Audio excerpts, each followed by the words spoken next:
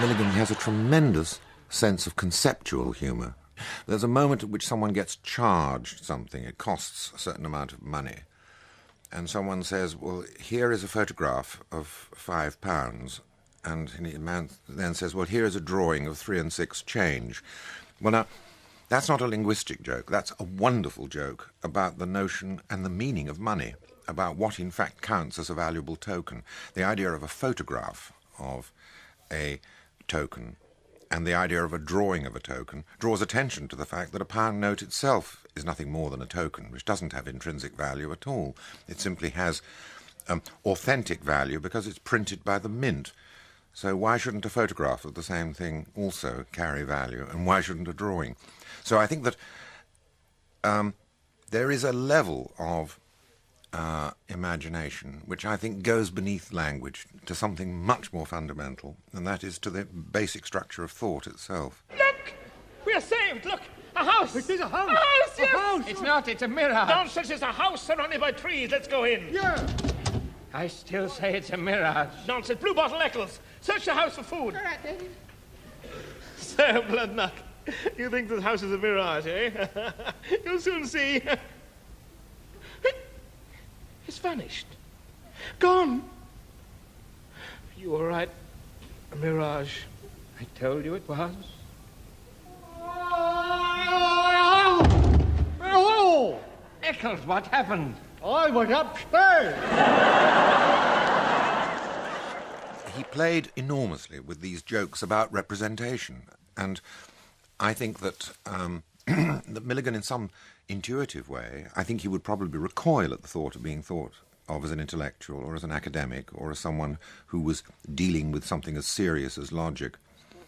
But the dear old thing really has to face up to the fact that he was creating art because his imagination was in touch with things which really are of great interest to logicians and of great interest to psychologists who are now preoccupied with the basic deep structures of thought. I think one of the most perfect pieces of radio writing is the piece where Eccles writes the time down on a piece of paper.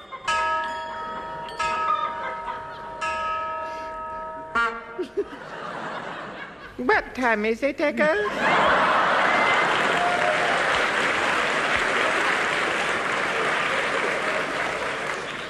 Just a minute, I got it written down here on a piece of paper.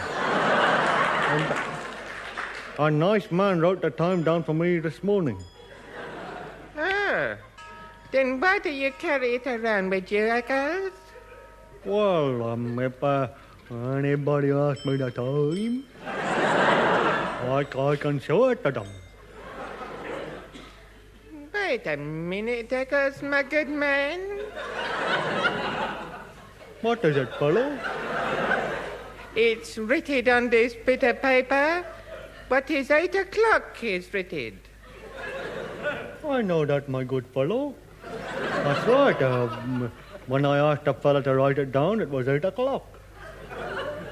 Well, then, supposing when somebody asks you the time, it isn't 8 o'clock. Well, then I don't show it to them.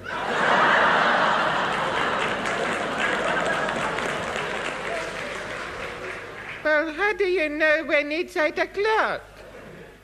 I got it written down on a piece of paper. Oh, I wish I could afford a piece of paper with the time written on.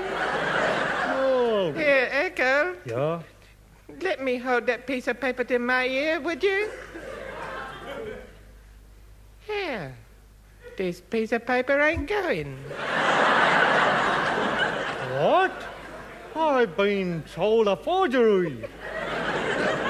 No wonder it stopped at 8 o'clock. Oh, dear. You should get one of them things my granddad's got. Oh. His firm gave it to him when he retired. Oh. It's one of them things, what it is, that wakes you up at 8 o'clock, boils the kettle, and pours a cup of tea. Oh, yeah. What's it called? My grandma.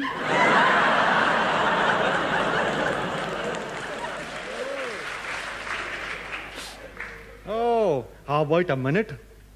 How does she know when it's 8 o'clock? She got it written down on a piece of paper. It is comedy. They should teach that in schools. They should, as an example of using. I mean, that's a jazz riff.